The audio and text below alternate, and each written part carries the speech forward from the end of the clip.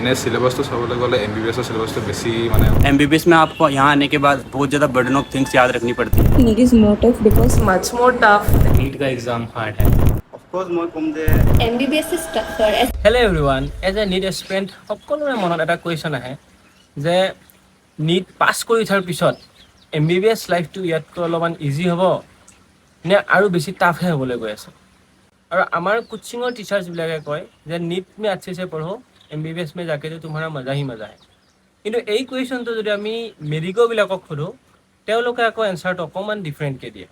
গতিকে what is the actual truth is, বলক আজিৰ এই ভিডিঅ'টোৰ জৰিয়তে আমি মেডিকোবিলাকৰ পৰা জানিবলৈ চেষ্টা কৰোঁ যে which is more tough, NEET or MBBS।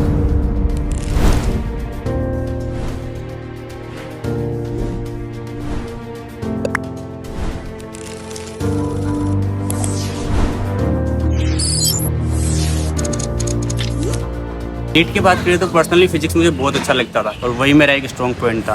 Physics में मेरा काफ़ी इंटरेस्ट था क्योंकि फिजिक्स बहुत ज़्यादा कॉन्सेप्चुअल था अलॉन्ग विद केमिस्ट्री, इसलिए कंपैरेटिवली MBBS से आसान मुझे ज़्यादा नीट ही लगा था क्योंकि MBBS में आपको बहुत सारी चीज़ें बर्डन ऑफ थिंग्स आपको याद रखनी पड़ती है। तो आपके हिसाब से MBBS कॉन्सेप्चुअल नहीं है? नहीं, ऑफ कोर्स MBBS बहुत ज़्यादा कॉन्सेप्चुअल है। MBBS में भी सारे कॉन्सेप्ट है, पर एक बार कॉन्सेप्ट सीखने के बाद आपको MBBS में वो चीज़ें सारी याद करनी पड़ती है, इसलिए कंपैरेटिवली मुझे नीट ही ज़्यादा आसान लगा। ओके দুটাটো কম্পেৰেবল নহয়। ইউজুৱেলি নীটটোতো মানে কম্পিটিটিভ এক্সাম হয় ন, তো সেইটো কাৰণে সেই কম্পিটিটিভ মাইণ্ডছেটটোৰ কাৰণে অকণমান টান নিচিনা লাগে। কিন্তু এনে চিলেবাছটো চাবলৈ গ'লে MBBS চিলেবাছটো বেছি মানে অকণমান টান হয়, পাছ হয় বুলি ক'ব পাৰি। তো দুটা তেনেকৈ কম্পেয়াৰ কৰিব নোৱাৰি মানে। I think that NEET is more tough because in case of NEET हमें 20-25 लाख बच्चों में से हमें कम्पीट करना होता है, लेकिन अगर हम MBBS की तरफ देखें तो हम लोग जैसे तैसे भी पास या रेमेडियल देते हुए हम लोग एटलीस्ट डॉक्टर तो बन ही जाएंगे ना। So I personally feel that MBBS is much more tough than NEET because according to me NEET was a sprint and MBBS is currently a marathon. Every day, every year of your MBBS you have to put in consistent efforts, not only academically but non-academically as well. In NEET মানে নীটত আমি যেতিয়া মানে খালি NCERT পঢ়োঁ, খালি theoretically আমি focus কৰোঁতে আমাৰ হৈ যায়, বা বহুত মানুহে 2 yearsৰ কনচিষ্টেণ্ট এফৰ্ট নিদিয়াকেও লাষ্টৰ ফালে যদি ভালকৈ এফৰ্টটো দিয়ে they get through the cut off and they get a seat. But in MBBS it doesn't work that way, so' it's a marathon. Consistent efforts for 5 years 6 years দিব লাগিব। অফক'ৰ্ছ মই ক'ম যে MBBSটো বেছি টাফ হয়, কাৰণ নীটটো আমাৰ কাৰণে এখন জেওৰা হয় যিখন পাৰ কৰি আমি এখন ডাঙৰ ফিল্ডত আহিম য'ত নেকি আমি বহুত বস্তু শিকিব লগা আছে। সেইটো কাৰণে মই অভিয়াছলি ভাবোঁ যে MBBSটো বেছি tough.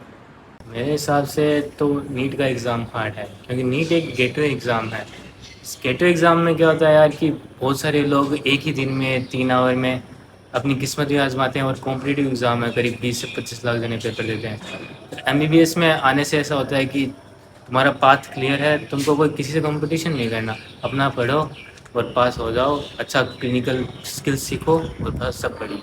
According to me, NEET of course is tough, but MBBS is tougher as it requires multiple skills. NEET basically depends on how much knowledge you have. তুমি যদি 1 বা 2 বছৰ নীটৰ কাৰণে ভালকৈ ৰুমত বহি পঢ়া, নিজৰ ছ'চিয়েল বা ফ্ৰেণ্ডছ ফেমিলি এইবিলাকক বেছি টাইম নিদি যদি একান্ত মানে খালি পঢ়াতে ধ্যান দিয়া, তেতিয়া নীট 1 বা 2 বছৰ তোমাৰ ক্ৰেক হৈ যাব। বাট in MBBS you must acquire multiple skills. মানে তুমি থিয়ৰি পঢ়ি পেলাই সেইটো প্ৰেক্টিকেলি কিমান এপ্লাই কৰিব পাৰিছা সেইটো বহুত ইম্পৰ্টেণ্ট হৈ যায় MBBSত। তাৰোপৰি তোমাৰ কমিউনিকেশ্যন স্কিলছ কেনেকুৱা আছে, পেচেণ্টৰ লগত তুমি কেনেকুৱা কথা পাতি আছা, কেনেকুৱা বিহেভ কৰি আছা, তাৰোপৰি তোমাৰ ৰিলেশ্যনছ কেনেকুৱা হয় তোমাৰ বেটছমেটছবিলাকৰ লগত, ছিনিয়ৰ্ছৰ লগত কেনেকুৱা বিহেভ কৰি আছা, জুনিয়ৰ্ছৰ লগত কেনেকুৱা বিহেভ কৰি আছা, এইবিলাক বহুত ইম্পৰ্টেণ্ট হৈ যায় MBBSত।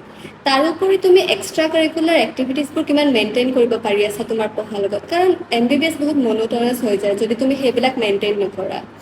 তো সেইকাৰণে মই ভাবোঁ যে MBBSটো নীটতছে বেছি টাফ হয়। So you are talking about balance. Yes, I'm talking about the balance of your studies, your co-curricular activities and your social life. So that's all about NEET vs MBBS. So if you are a NEET aspirant, don't worry.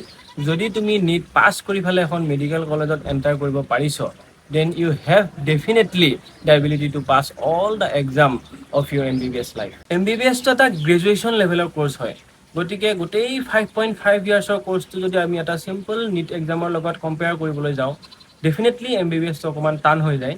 কিন্তু নিটৰ সময়ত তোমালোকৰ যিটো এটা প্ৰেছাৰ্ছ থাকে যে আজি মই ইমান MCQ সলভ কৰিবই লাগিব, ইমান মই টেষ্ট পেপাৰ দিব লাগিব, ইমানটা টপিক মই শেষ কৰিব লাগিব, সেই লেভেলৰ যিটো প্ৰেছাৰ, সেই প্ৰেছাৰটো তোমালোকৰ MBBSত অকণমান কমি যাব, কাৰণ ইয়াত তোমালোকে এনাফ টাইম পাবা। You have enough time to develop your communication skill and you have enough time to increase your clinical skill and etcetera etcetera. So' MBBSত আহি পেলাই যদি তোমালোকে জাষ্ট এক্সাম পাছ কৰিব বিচাৰা, then it's easy, but you have to be a good doctor. So for that you have to 70 to 80% knowledge of your textbook. আৰু তাৰ উপৰিও তোমালোকে ইন ফিউচাৰ গৈ নিট PG পাছ কৰিব লাগিব আৰু তাৰ কাৰণেও প্ৰিপাৰেশ্যন কৰিব লাগিব। That's why MBBS is tough. So আজিৰ ভিডিঅ'ত ইমানখিনি আছিলে। Thank you and I will catch you in the next video.